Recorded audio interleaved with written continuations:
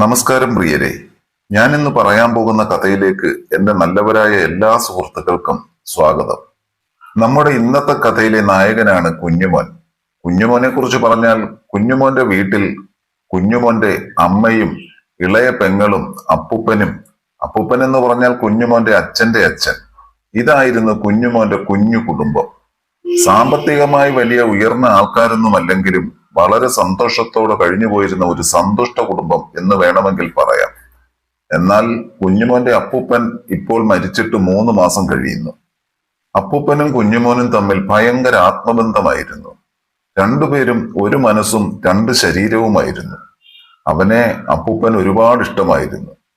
കുഞ്ഞുമോന്റെ അച്ഛൻ ഒരു ആക്സിഡന്റിൽ പെട്ടു മരിച്ചതിന് ശേഷം ആ കുടുംബത്തെ ഇതേവരെ നോക്കിയത് അവന്റെ അപ്പൂപ്പനായിരുന്നു. അമ്മയാണെങ്കിൽ അടുത്തുള്ള ഒരു സൂപ്പർ മാർക്കറ്റിൽ ജോലിക്ക് പോയിരുന്നു. സാമ്പത്തികമായി വളരെ പിന്നോക്കമായതുകൊണ്ട് അവർ അവരുടെ പഴയ തറവാട്ടിലാണ് താമസം.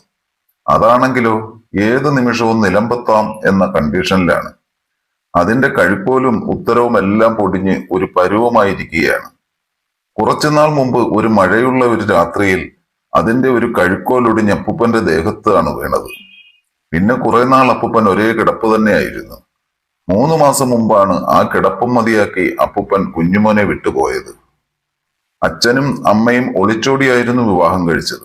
അതുകൊണ്ട് പറയത്തക്ക ബന്ധുമിത്രാദികൾ ആരും തന്നെ അവർക്കില്ലായിരുന്നു. ഇപ്പോൾ അമ്മയ്ക്ക് സൂപ്പർ മാർക്കറ്റിൽ ഒരു ജോലി ഉള്ളതിനാൽ ആരുടെയും മുന്നിൽ കൈനീട്ടാതെ അവർക്ക് ജീവിക്കാൻ കഴിയുന്നു. അങ്ങനെ മാസങ്ങൾക്ക് ശേഷം അമ്മയുടെ നിർബന്ധത്താൽ കുഞ്ഞുമോനും പെങ്ങളുകുട്ടിയും വീണ്ടും പഠിക്കാൻ പോകാൻ തീരുമാനിച്ചു. ഡിഗ്രിയൊക്കെ കഴിഞ്ഞ് കമ്പ്യൂട്ടർ പഠിച്ചുകൊണ്ടിരുന്നത് കുഞ്ഞുമോൻ. പെങ്ങളാണെങ്കിൽ +2 പഠിക്കുന്നു. വീട്ടിലെ പ്രശ്നങ്ങൾ അവനെ വല്ലാതെ നിരാശനാക്കിയിരുന്നു. എന്നാൽ അവനാകെയുള്ള സമാധാനം അവന്റെ 2 ഉറ്റ സുഹൃത്തുക്കളാണ്, കൃഷ്ണകുമാറും സിന്ധുവും. എപ്പോഴും അവർ മൂവരും ഒരുമിച്ചായിരുന്നു. സിന്ധു ആണെങ്കിൽ അത്യാവശ്യം നല്ല സാമ്പത്തികമുള്ള കുടുംബത്തിലെ അംഗമായിരുന്നു. അറിയപ്പെടുന്ന ഒരു ഗൾഫുകാരന്റെ മകൾ. കൃഷ്ണകുമാറും വലിയ മോശമല്ലാത്ത ഒരു കുടുംബത്തിലെ ആയിരുന്നു. എന്നിരുന്നാലും അവർ മൂവരും ചങ്ക് ബ്രോകളായിരുന്നു. ക്ലാസ് കട്ട് ചെയ്യാനും കട്ട് ചെയ്ത് സിനിമയ്ക്ക് പോകാനും എല്ലാം അവർ ഒരുമിച്ച് തന്നെയായിരുന്നു. 3 പേരും ഒരു മനസ്സായി അങ്ങനെ അടിച്ചു പൊളിച്ച് നടന്നു. ശരിക്കും പറഞ്ഞാൽ കൃഷ്ണകുമാറിന്റെയും കുഞ്ഞുമോന്റെയും എന്ത് കാര്യം നടക്കുന്നതും സിന്ധുവിന്റെ സഹായം കൊണ്ടാണ്. അതിനവൾ ഒരു മടിയും കാണിച്ചിരുന്നില്ല. അവൾ അവർക്കൊരു വേൾഡ് ബാങ്ക് തന്നെയായിരുന്നു. സിന്ധുവിന്റെ വീട്ടിൽ അവർ ഇടയ്ക്കിടയ്ക്ക് പോകാറുണ്ട്. അവളുടെ ഡാഡിക്കും അമ്മയ്ക്കും അവരോട് വലിയ കാര്യമാണ്, പ്രത്യേകിച്ച് കുഞ്ഞുമോനോട്. അവൻ വരുന്നുണ്ടെന്നറിഞ്ഞാൽ പിന്നെ കുഞ്ഞുമോൻ ഇഷ്ടമുള്ള വിഭവങ്ങളാണ് അവളുടെ മമ്മ എപ്പോഴും ഉണ്ടാക്കി വെക്കുക.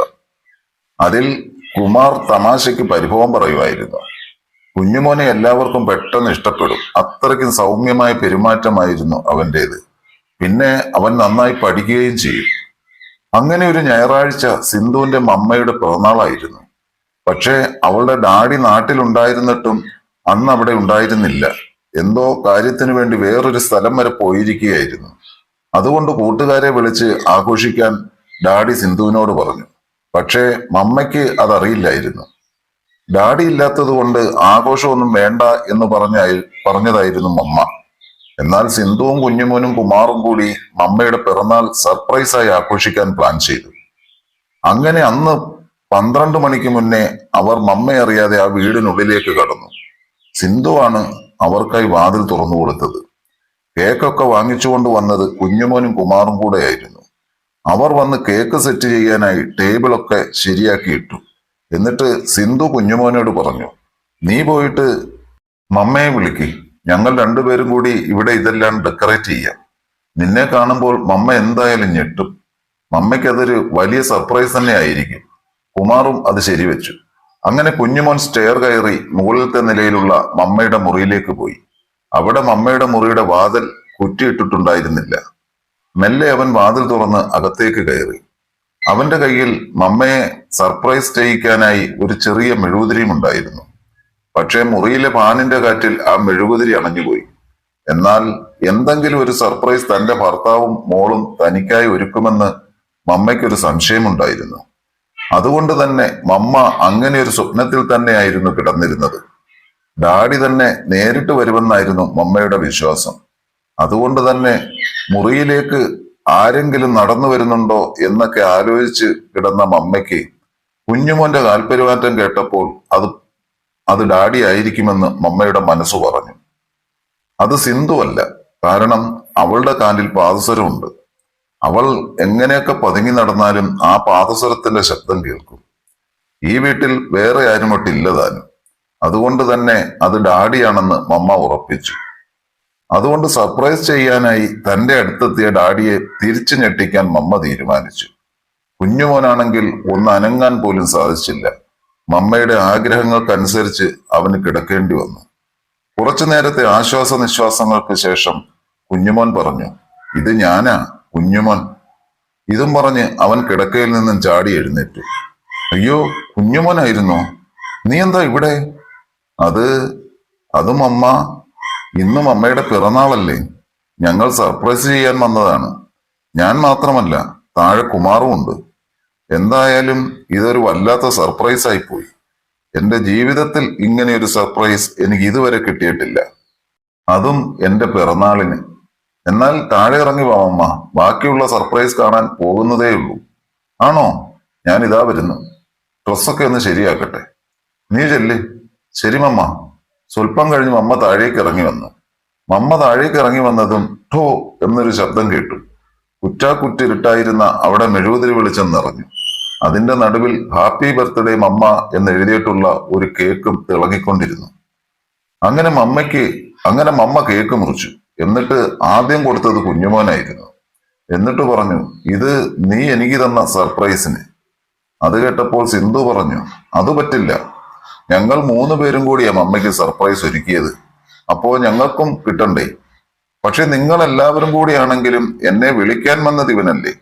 ഈ പിറന്നാൾ ദിനത്തിൽ ആദ്യമായി ഇത്രയും വലിയ ഒരു സർപ്രൈസിലേക്ക് എന്നെ വിളിച്ചുമർത്തിയത് ഇവനാണ്. അതുകൊണ്ടാ ഇവന് സ്പെഷ്യലായി കൊടുത്തത്. താങ്ക് യു മമ്മ. ഈ ദിവസം എനിക്ക് ഒരിക്കലും മറക്കാൻ പറ്റില്ല. പക്ഷേ എന്റെ ജീവിതത്തിൽ ആദ്യമായാണ് ഇങ്ങനെ ഒരു ആഘോഷം ഞാൻ ചെയ്യുന്നതും അതിൽ പങ്കെടുക്കുന്നതും, കുഞ്ഞുമോൻ പറഞ്ഞു. അതെന്താടാ മോനെ അങ്ങനെ പറയുന്നത്? നീയും ഈ കുടുംബത്തിലെ ഒരു അംഗം തന്നെ അല്ലേടാ. നിനക്ക് എപ്പോ വേണമെങ്കിലും ഇങ്ങോട്ട് വരാമല്ലോ. നിന്നെ സ്വീകരിക്കാൻ ഈ മമ്മയ്ക്ക് സന്തോഷമല്ലേ ഉള്ളൂ. അങ്ങനെ ആ രാത്രി അവർ എല്ലാവരും കൂടി അവിടെ തന്നെ കിടന്നുറങ്ങി.